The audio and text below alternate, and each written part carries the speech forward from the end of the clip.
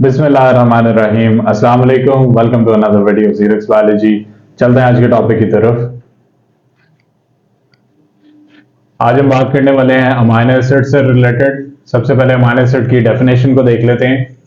That is an organic compound combined to form proteins, यानी protein के सब units हैं जिनसे मिलकर एक प्रोटीन का एक मैक्रोमोलिक्यूल तैयार होता है।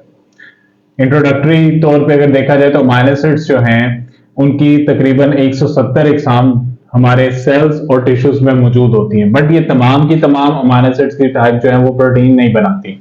उनमें से सिर्फ 25 ऐसी अमाइनो एसिड हैं जो कि प्रोटीन बनाती हैं। लेकिन अगर आपसे पूछा जाए कि मोस्ट ऑफ द प्रोटीन कितने नंबर ऑफ अमाइनो एसिड से मिलकर बनी हुई है, तो हमारे पास सिर्फ 20 अमाइनो एसिड हैं। A.A means amino acid. अब देख लेते हैं हमारे पास types of amino acid. There are 2 types of amino acid. One are essential. Essential का 20 में से नंबर 9 है, यानी 9 है एसेंशियल अमाइनो एसिड्स। और दूसरे हमारे पास नॉन एसेंशियल अमाइनो एसिड्स हैं जो कि 11 हैं आउट ऑफ 20। अब एसेंशियल या नॉन एसेंशियल अमाइनो एसिड हमने ये कैटेगराइज किस बिहाफ पे किए हुए हैं, तो अगर एसेंशियल की बात की जाए तो वो हमारे लिए जरूरी है। जरूरी से मुराद ये है, ये ऐसे टाइप ऑफ अमाइनो एसिड है जिनको हम आउटसोर्स करते हैं, यानी हम जो खुराक खाते हैं उसके जरिए अमाइनो एसिड हमारी बॉडी तक पहुंचते हैं।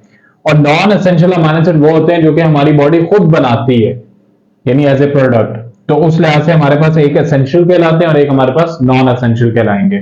अब एसेंशियल अमाइनो एसिड के नाम देख लेते हैं और उनके बॉडी में फंक्शन क्या है उनको देख लेते हैं एक बार। हमारे पास अगर एसेंशियल अमाइनो एसिड में देखा जाए तो सबसे पहले फेनाइल एलानीन है जो कि हमारी मेमोरी को बूस्ट करती है और ये ब्रेन की फंक्शनिंग को बेहतर भी बनाएगी। सेकेंडली वैलीन है जो कि मसल ग्रोथ, यानी हमारी बॉडी में मसल्स की ग्रोथ और उनकी स्ट्रेंथ में हेल्प करती है। तीसरे नंबर पे थ्रियोनीन है जो कि इम्यून सिस्टम को बेटर करेगी, उसको प्रमोट करेगी ताकि हमारी बॉडी जो है वो डिफरेंट काइंड ऑफ पैथोजन से बच सके। नंबर 4 पे हमारे पास ट्रिप्टोफैन है जो कि विटामिन B3 और सेरोटोनिन वगैरह जो कि हमारे एपेटाइट को कंट्रोल करता है उस हार्मोन को बेसिकली प्रमोट करेगा और बॉडी में प्रॉपर फंक्शनिंग में हेल्प करेगा। नंबर 5 पे हमारे पास जो एसेंशियल अमाइनो एसिड है वो हमारे पास आइसोल्यूसिन है जो कि फॉर्मेशन ऑफ हीमोग्लोबिन में हेल्प करेगी। इसी तरह मिथ्योनिन है जो कि हेल्दी स्किन के लिए जरूरी है। ल्यूसीन ग्रोथ हार्मोन के तौर पे काम करती है, उसको प्रमोट करती है। और लाइसिन जो है वो एंटीबॉडीज, हार्मोन्स और एंजाइम की तमाम चीजों में अपना किरदार अदा करेगी। और नाइन्थ वन जो हमारे पास है वो हिस्टिडीन है, that has in the synthesis of different kind of blood cells, like उसके अंदर एरिथ्रोसाइट्स और हमारे पास जो लीकोसाइट्स यानी आरबीसीज और व्हाइट ब्लड सेल्स शामिल हैं। अब नॉन एसेंशियल अमाइनो एसिड और उनके फंक्शन को देख लेते हैं। सबसे पहले हमारे पास एलानीन है that help to remove the toxins from the body, and number 2 is the cysteine which act as an antioxidant.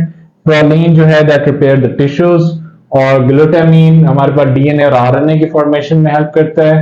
Glycine cell growth में हेल्प करेगा। ग्लूटामिक एसिड ब्रेन की फंक्शनिंग को बेहतर बनाएगा। आर्जिनिन हीलिंग करेगा किडनी या आपके वोन्स या आपकी बॉडी में कहीं पे भी कोई इंजरी है।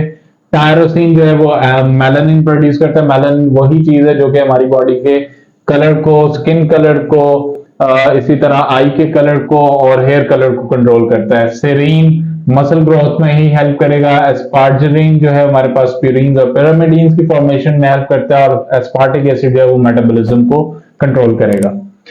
अब स्ट्रक्चर की अगर मैं बात करूं तो अमाइनो एसिड का जो बेसिक जनरल फार्मूला, जो स्ट्रक्चरल फार्मूला हमारे सामने बनाया जाता है वो हमारे पास कुछ यूं है, जिसमें एक हमारे पास अल्फा कार्बन होती है जिसके साथ 4 चीजें लिंक्ड हैं। सबसे पहले ऊपर देखें तो हमारे पास एक R यानी मिथाइल ग्रुप है जहां पे हाइड्रोजन और डिफरेंट अल्काइल ग्रुप्स अटैच हो सकते हैं। दूसरी तरफ राइट साइड पे हमारे पास कार्बोक्सिल ग्रुप है। फिर अगर हम देखें तो इस साइड पे हमारे पास अमाइनो ग्रुप और नीचे जो है हमारे पास हाइड्रोजन ग्रुप है।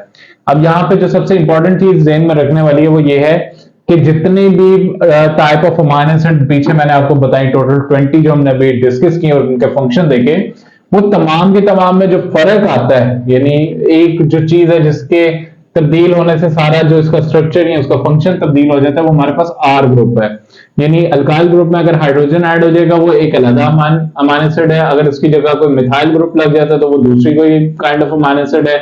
इसी तरह हमारे पास प्रोपाइल ग्रुप लग जाए, ब्यूटाइल, तो उस लिहाज से क्या है उसके फंक्शन में भी चेंज आ जाएगी और उसकी स्ट्रक्चर में भी चेंज आ जाएगा। सोर्स ऑफ अमाइनो एसिड देखा जाए तो हमें बेसिक सोर्स कहां से इस अमाइनो एसिड का मिलता है, अगर हम देखा जाए तो जो हमारे पास जिसे कहेंगे कि एसेंशियल अमाइनो एसिड रिक्वायर्ड थी, तो वो हमें वेजिटेबल्स में अगर ब्रोकली, कुकम्बर वगैरह और different other kind of vegetables से मिलते हैं, फिर ड्राई फ्रूट्स हैं, इसी तरह जो हम दालें वगैरह भी खाते हैं तो उनसे भी हमें ये जो एसेंशियल अमाइनो एसिड्स हैं ये मिल जाते हैं। फिर हमारे पास पेप्टाइड बॉन्ड, क्योंकि जब हम प्रोटीन की बात करते हैं तो प्रोटीन जो है वो पॉलीपेप्टाइड चेन पर मुश्तमिल होती है, यानी नंबर ऑफ अमाइनो एसिड के लिंक करने पर क्या है हमारे पास एक प्रोटीन का मैक्रोमोलेक्यूल बिल्ट होता है। तो उसके अंदर सबसे ज्यादा जो अहम किरदार है वो दो अमाइनो एसिड का आपस में लिंकेज है, और इन दो अमाइनो एसिड को आपस में लिंक करने में जो बॉन्ड हेल्प करता है वो हमारे पास पेप्टाइड बॉन्ड कहलाएगा। अब ये पेप्टाइड बॉन्ड के लिए सिंपल सी एक यहाँ पे एग्जांपल मैंने स्ट्रक्चर्स की शक्ल में बनाई है, जिसमें हमारे पास दो बेसिक लेवल के अमाइनो एसिड्स हैं। एक में अगर आप देखें तो आर ग्रुप की जगह हाइड्रोजन ऐड है तो वो ग्लाइसिन है हमारे पास, एक जगह हमारे पास मिथाइल है। मैंने कहा था कि उससे पूरी की पूरी जो फंक्शन है और स्ट्रक्चर है वो अमाइनो एसिड का चेंज हो जाएगा। तो दूसरे नंबर पे हमारे पास एलानिन है। ये दोनों जो हैं जब देखा जाता है कि एक साइड पे अमाइनो ग्रुप अवेलेबल है, दूसरी साइड पे कार्बोक्सिल, ये आपस में रिएक्ट करते हैं। रिएक्शन के नतीजे में वाटर मॉलिक्यूल रिमूव होगा और बदले में जो हमारे पास बॉन्ड बनता है वो हमारे पास पेप्टाइड बॉन्ड या पेप्टाइड लिंकेज बनेगा, जो कि ग्लाइसिल एलानिन की फॉर्मेशन में हेल्प करेगा, जो कि बेसिक लेवल ऑफ प्रोटीन हमारे पास मौजूद है। लेकिन अब यहाँ पे एक और बात ध्यान में रखने वाली है कि अगर हम देखें तो इसके बोथ साइड्स पर, एक साइड पे हमारे पास अमाइनो ग्रुप अगेन अवेलेबल है, दूसरी साइड पे हमारे पास कार्बोक्सिल ग्रुप अवेलेबल है।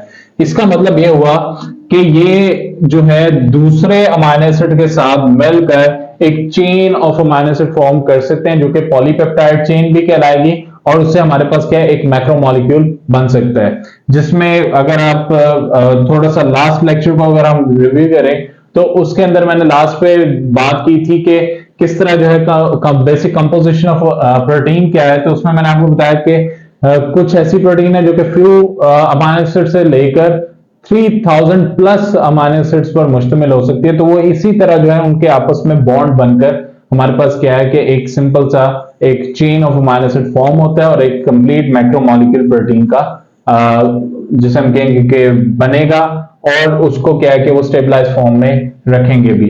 और इसी तरह जितने नंबर ऑफ बॉन्ड्स बनते जाएंगे उस लिहाज से जितने अमाइनो एसिड उसमें पार्टिसिपेट करेंगे तो उसको हम उसी तरह नाम देते जाएंगे। जैसा यहाँ पे दो अमाइनो एसिड है डाइपेप्टाइड, इसी तरह ट्राई, और इस तरह नंबर ऑफ पेप्टाइड बॉन्ड्स या हमारे पास नंबर ऑफ अमाइनो एसिड पर ये चीजें डिपेंड करेंगी। तो ये हमारे पास आज की सारी जो बेसिक डिस्कशन थी रिलेटेड अमाइनो एसिड। इसमें हमने डिस्कशन किया अमाइनो एसिड्स के डेफिनेशन, फिर उसके इंट्रोडक्टरी पार्ट को देखा, फिर उसमें टाइप्स ऑफ अमाइनो एसिड की भी बात की, और स्ट्रक्चर ऑफ अमाइनो एसिड पे लास्ट में हमने बात कंप्लीट की, और उसमें पेप्टाइड बॉन्ड का रोल भी देखा और किस तरह जो है वो लिंक करके एक कंप्लीट मैक्रोमोलेक्यूल यानी प्रोटीन को फॉर्म करता है। तो आज के लिए बस इतना ही, इंशाल्लाह होती है मुलाकात आपसे नेक्स्ट वीडियो में। तब तक के लिए अल्लाह हाफिज।